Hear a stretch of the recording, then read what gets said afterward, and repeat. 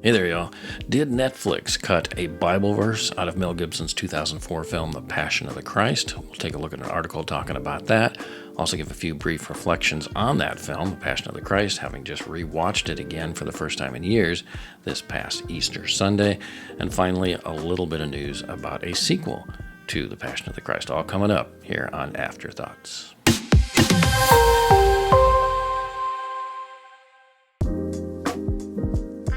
Hey there, y'all. Tim Risto here. Welcome back to Creative Christians Afterthoughts. So good to see you once again, and happy that you chose to make this video a part of your day. Today, we're going to take a look at this article over at ChristianPost.com.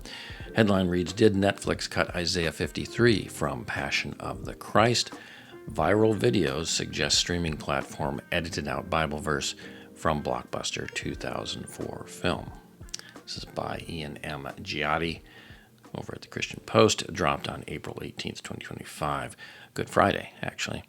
So let's take a look at this. This is kind of interesting because there's not necessarily a lot of answers here, but it probably provides more questions than anything else. So what does it say? What does it tell us? Did Netflix cut a famous Bible verse, which some Jewish scholars say is the forbidden chapter from the opening of the Passion of the Christ? Okay, so right off we already get a sense that they're going to look at it, of course, from the Jewish scholars' perspective, so not just a Christian perspective or a Protestant perspective or even a Catholic perspective, but from a Jewish point of view. So let's see what they say about that.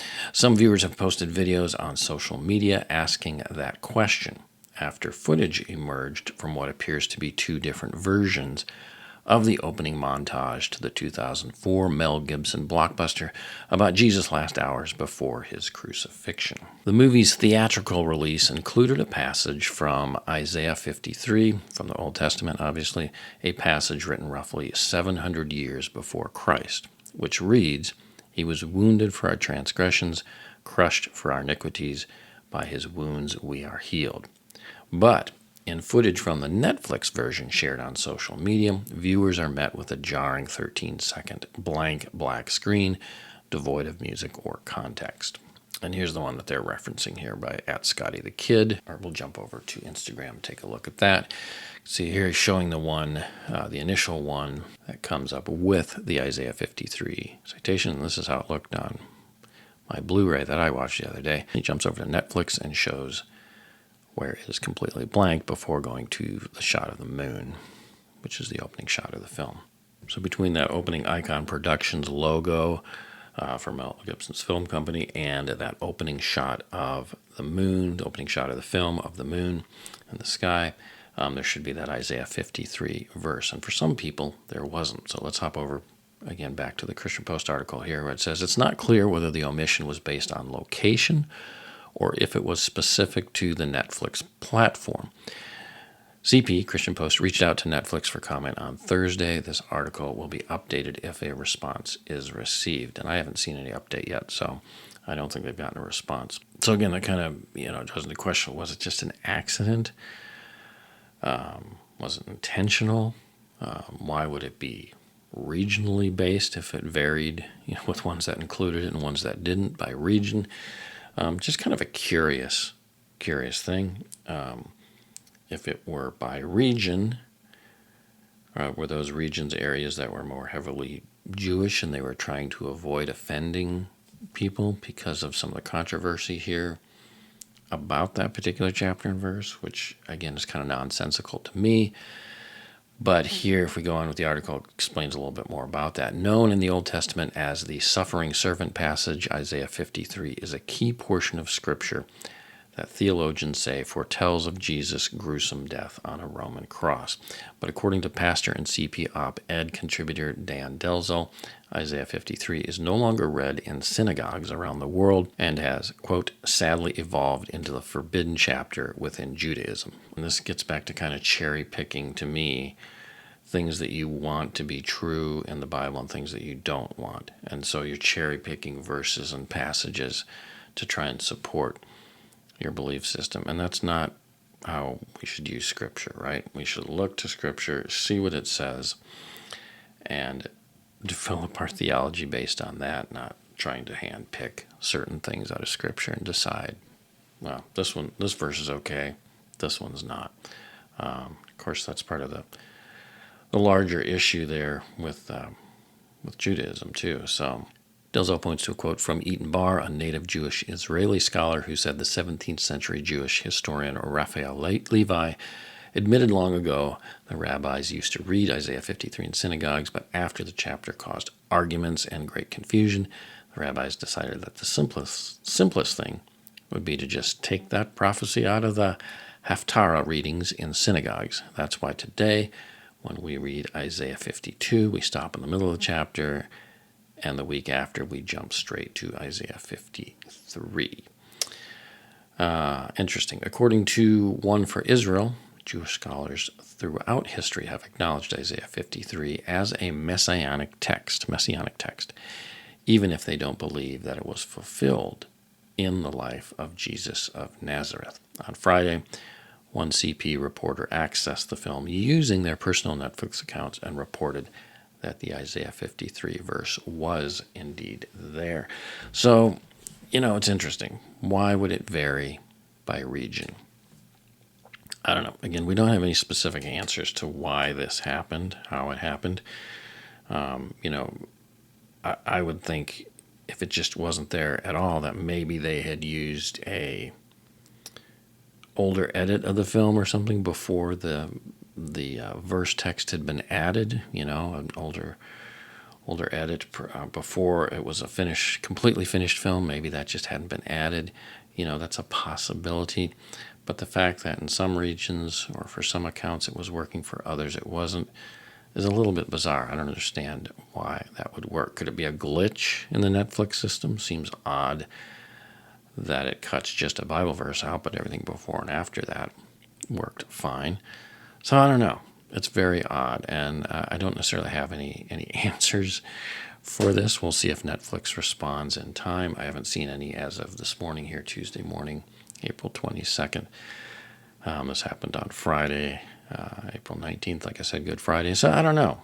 It's just interesting. But in this age of where people are tearing down historical statues because they offend them, or, formerly Twitter at one point was, censoring speech. YouTube is still doing that today, editing out certain words and phrases and content from people's videos that they think is not appropriate, if it's too conservative or things like that. I mean, there's just a lot of things that keep us heightened when something like this happens. We don't know for sure. Netflix did this intentionally. But considering the climate of today, the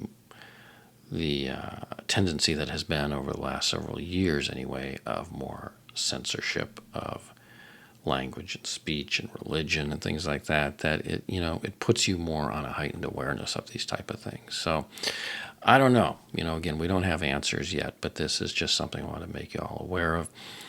Have you watched Passion of the Christ? Did you watch it on Easter? Did you watch it on Netflix? And if so, what were your experiences? Did you happen to notice that verse was gone? Or was it there for you? I don't know. Just curious. Feel free to comment down below if you have anything to add to that part of the discussion here. I did rewatch The Passion of the Christ on Easter Sunday morning. No, I did go to church on Easter Sunday, but we went to a 1:30 service, so I had the morning time to do a little prep for family coming over, but then to also take a couple of hours to watch or rewatch Passion of the Christ, which I had not watched in years. So I pulled out my Blu-ray copy and watched it again. It's such a powerful film. Brutal, yes, indeed. That's what it's most well known for. The scenes, the graphic violence of the scenes of the beating, flogging of Christ at the hands of the Romans. The crucifixion scenes, of course. Just the brutality of all of that really brings what he went through home for all of us. That's what it's known for in many regards. But it's also just powerfully told film on so many levels, and I was reminded of that, the way it does stick largely to Scripture. There are some things where it veered away, of course. It's a film. It's not Scripture. It's based on Scripture. It's based on a script as well. That's based on Scripture. I love the beginning in the Garden of Gethsemane, just how powerful that's done. the lighting there, that blue lighting that starts it off with, that opening shot of the moon that we saw just a moment ago, of course, is, that nighttime scenes are in this deep blue, which adds to kind of the coldness and kind of the visceral feel of the film, too. It sets a tone right from the beginning. Christ's prayer in the garden there, trying to keep the disciples awake. Just that whole sequence is really well done. And one of the things that really caught, again, watching this time, is how quickly the film moves. It's actually very fast paced. I attribute a lot of that to, Gibson's strong directing of the film. Some of the older biblical epics were a little more slower paced. This one just keeps moving. This film is done in the Hebrew and Aramaic and Latin language, so it's kind of a foreign language film, you could say, and it's got the subtitles on there. And when I first went to see it in 2004 in theater, I was worried that it was going to be kind of a slog to get through because it's in those languages and you got to read subtitles. But, it isn't. It moves so quickly. Subtitles are somewhat minimal, so it's not a dialogue-heavy film in many ways. It's a much more visual film. Again, credit to Gibson's directing and design of the film and of the shots and everything, that it just is much more visual and not dialogue-heavy. So you can easily, read and follow along with the on-screen subtitles, and it moves well. But it's just such a powerful, heart-wrenching film. The scenes of Mary and Jesus when Jesus is building that table, the mother-son sequences both there and that are mirrored again at the end in the crucifixion scenes. Just that whole connection between mother and son is really nicely done and just adds again a layer to things that are not necessarily specifically in the Bible. Some of those are, but some of that is not, and so it just kind of adds to, without, I don't think, detracting from Scripture. We know what's authentic to Scripture and what's not. If you've read Scripture, you can pick those out pretty easily. But it does add a nice layer for film to kind of dramatize things and also add something as a movie to enjoy and to pick up on and to enhance some things. Not that we can prove upon Scripture, I'm not saying that at all, but just some things that film can do in the unique ways that film, the medium that it is, can offer. I really enjoyed rewatching it. Years ago, I had said I was going to rewatch it every Easter. I haven't done that because the first couple viewings were such, powerful ones for me and evoked a great sense of what it must have been like. It's hard to rewatch that sometimes, but I have to say, as much as you can say this, I really enjoyed rewatching it here this past Easter. It was a powerful experience again. One of the other things that really stands out for me too, I just thought of, is the scenes with Pontius Pilate, and how well that really conveys this position that Pilate's put in between the religious leaders and the crowds and Herod and, even Pilate's wife, and just the interesting position he's in and how you can tell he's wrestling with those things. The actor that portrays Pilate, so good. And the direction of that scene is so good and feels very real, that you sense Pilate's struggle and also his desire to just try and wash his hands of it because he doesn't know what else to do. He feels trapped. Just how powerful that whole sequence is, to me, just really stays with me even to this day. And then rewatching it again on Sunday was equally powerful. It's like, wow, I'm Pilate in many ways. You can see yourself, him wanting to just get out of this situation, just wash your hands of it all. Interesting stuff. I love rewatching this film again. It really just was brought back for me, again, the power of this film. It's so good. So if you've rewatched it lately or just have some comments on the film, if you've watched it a lot over the years, feel free to let me know your reflections down below. We'd love to hear your thoughts on the film here now, almost 20 years later since it was released. Speaking of that, there's often been talk, more recent years, about a sequel to The Passion of the Christ. And we've got a little bit of news on that dropped really in March. I'm a little late getting to this, but let's go ahead and take a look at the most recent news on a sequel to The Passion of the Christ from Christian Post. Sequel to Mel Gibson's The Passion of the Christ to begin filming this summer, title reveal. And this is by Leah Marie-Ann Klett, Mel Gibson's highly anticipated sequel to the blockbuster hit The Passion of the Christ, titled The Resurrection of the Christ, will start filming this summer here in 2025. Cinecittà Studios CEO Manuel Cacciamani,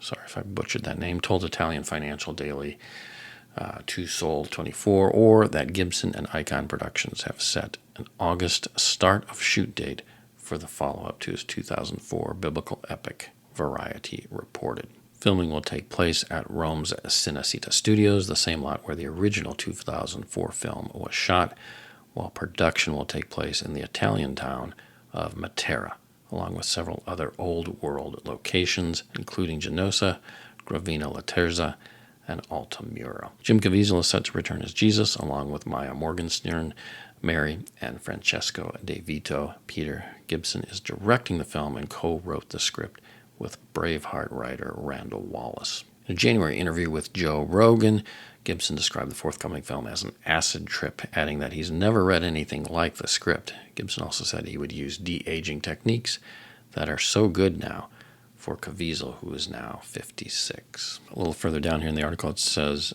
on this quote by Gibson, every single one of those guys, the apostles he's talking about, died rather than deny their belief, said Gibson, insisting that nobody dies for a lie. The resurrection, however, remains the most challenging part of the story for many to accept, as it requires the most faith and the most belief. So interesting. I'm very curious to see, where he goes with this. I think there's another article here. Let's hop over to Marist Station. It's not a site I'm really familiar with, but here their article, which dropped April 19th, a little more recently here, says, "Goodbye to The Passion of the Christ 2. Mel Gibson confirms the final title of the film, which aims for historical accuracy." Mel Gibson revealed key new details about the sequel to The Passion of the Christ on Joe Rogan's podcast, which is expected to hit theaters in 2026. It says here this highly anticipated film will see Mel Gibson return as director and writer, with Jim Caviezel reprising his role as Jesus of Nazareth. In a recent interview, Gibson confirmed that the official title is no longer The Passion of the Christ Resurrection, but rather The Resurrection of the Christ.